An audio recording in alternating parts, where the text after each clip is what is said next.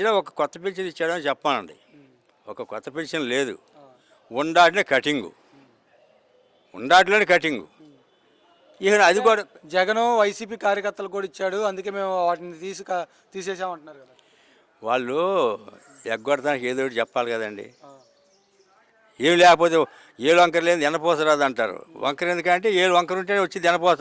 అట్లాగే లేదు వంకర చూపించడం కోసమే. కానీ జగన్ ఉండగా ఒక క్యాలెండర్ లాగా పెట్టేసి జనవరి, ఫిబ్రవరి, మార్చి, ఏప్రిల్ ఎట్లయితే నెలలు ఉన్నాయో పలానా నెలలో పలానా పెన్షన్, పలానా నెలలో పలానా పెన్షన్, 8వ తారీఖు అని డేట్ ఇచ్చాడు. ఆ డేట్ ప్రకారం ఇచ్చేసేవాడు.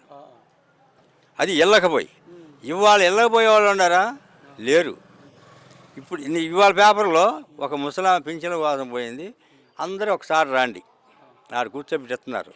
పాపం ముసలాం కూర్చుందో నుంచుందో వరుసలో లైన్లో పడిపోయింది, ప్రాణం పోయింది పింఛన్కి వచ్చి. అదే జగన్ ఉండగా డోర్ టు డోర్ వాలంటీర్లు పెట్టారన్నారుగా, సచివాలయం పెట్టారన్నారుగా, ఆర్బికేలు పెట్టారన్నారుగా, ఇవన్నీ దండగన్నారుగా, నాడు నీడు బళ్ళు పెట్టారు దండగన్నారుగా. మరి వాళ్ళు చేసిన పని ఏంది? మొన్న బడి ఆ నాడు నేడు బడికి పోయి జగన్ గుండంగా పెట్టిన బల్ల మీద